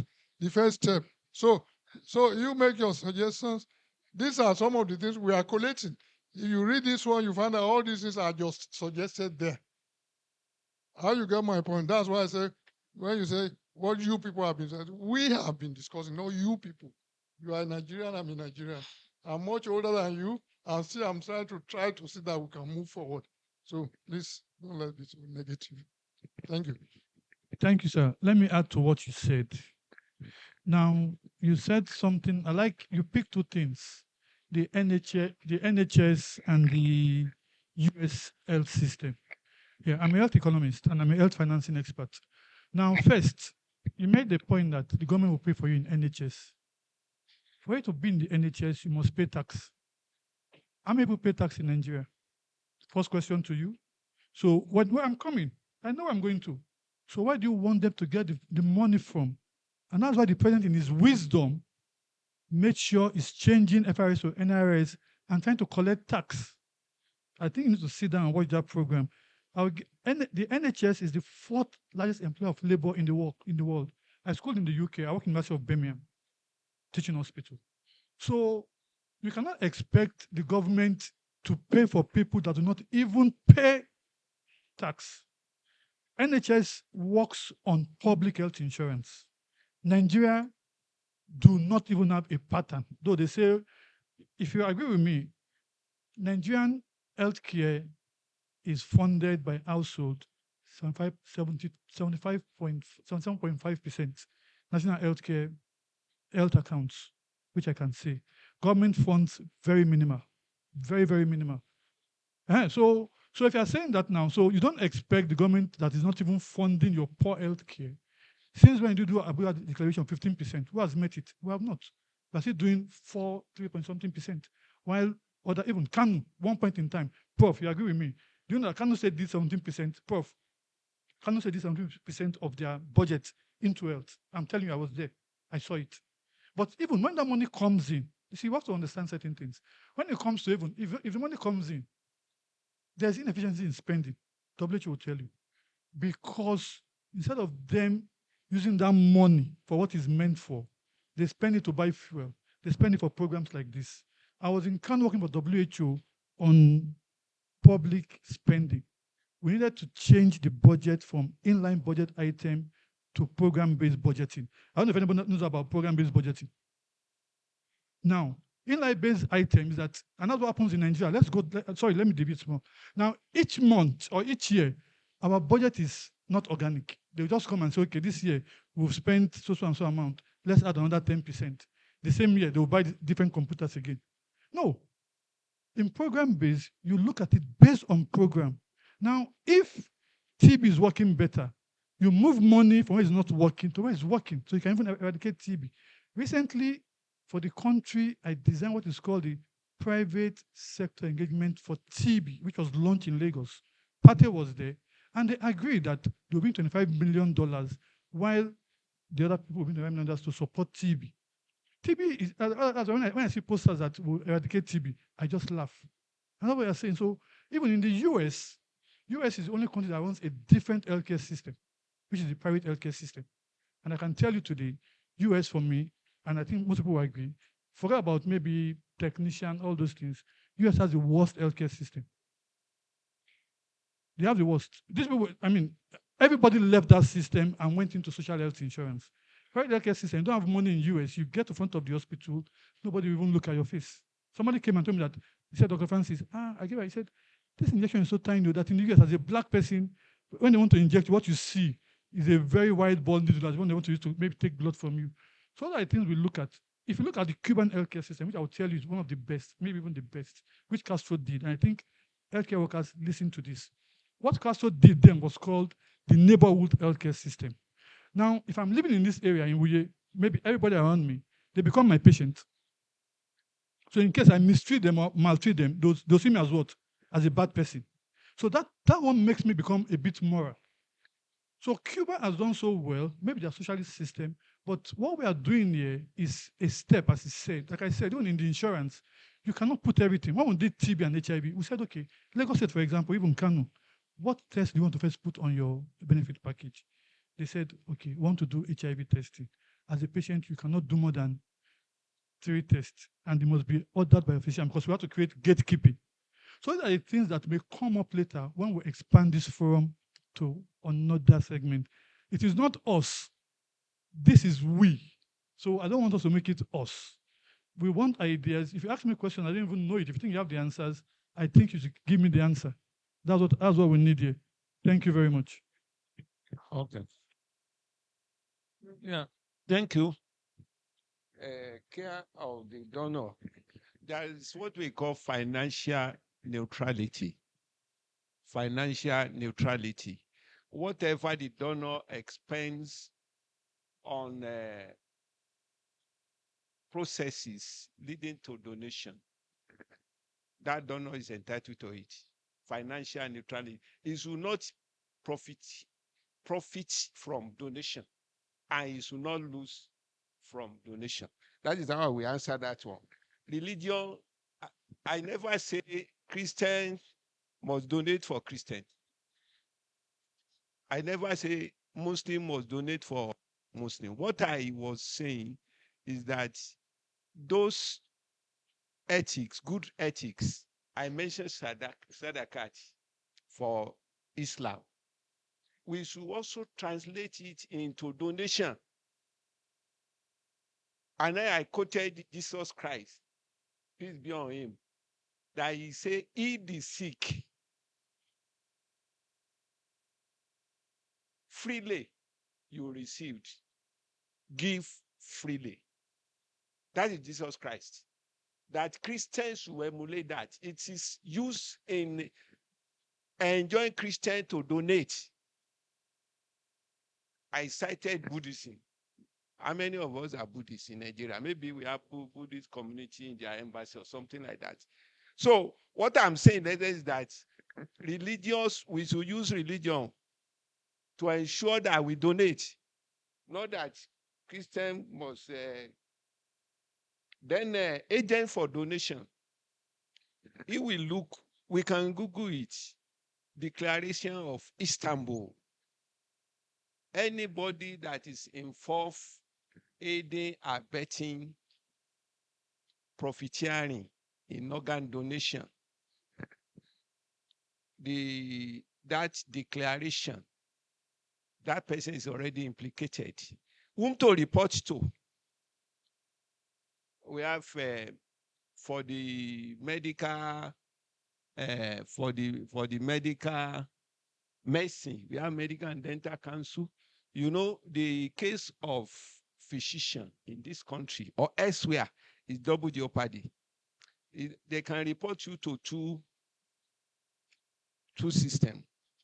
To your professional body. If you are a pharmacist, they can report you to your professional body. If you are doing something that is unethical, they cannot only punish you like what the law of the land will do, maybe send you to jail, but they can do a number of things. It's either they warn you, or they suspend you for some period of time, or they register, depending on the gravity of the offense. But you can also be summoned under the law of the land. And then we mentioned that Nigeria Health Act is already a law since 2014. I was surprised. Was it 2014 or 2023? There was a lady, one chance. It was reported in our tabloid, and everybody. I used to listen to Nigerian Info. They were discussing after those first chance. They dropped the lady from the running vehicle. The lady now has sustained some injury. They took her to the first hospital. They rejected her, second hospital. People don't know law. And we, medical practitioners, we should get acquainted with Nigeria Health Act. It's illegal now for any patient to be brought to any health facility and you don't do something. You just say no. If it is just resuscitation and proper referral, but to just say, no, you don't do that. It's already there. That hospital or the doctor or health practitioner is liable. That is what we are saying. So you can report to Medical and Dental Council or any of those regulatory bodies. Then you can report to police. Human rights, you can report. It's not about setting your what do we call it, constituency on fire. It's not. There was a law in UK, female genital mutilation. That law was there for years until one Nigerian did generous episiotomy. Then the midwife now raised alarm. It took that doctor 5 years before he got out of that trouble. So, go at those days, I think what we are doing here, we are on the right path. We don't need to put our house in order. All what we have been doing may not necessarily be ethical or legal. Then AI in organ transplantation. Whatever we use AI for in normal day-to-day practice. Okay, now, before the donor, we investigate, Abi. There are AI power laboratory equipment that within seconds, you can know HLA when you do HLA typing.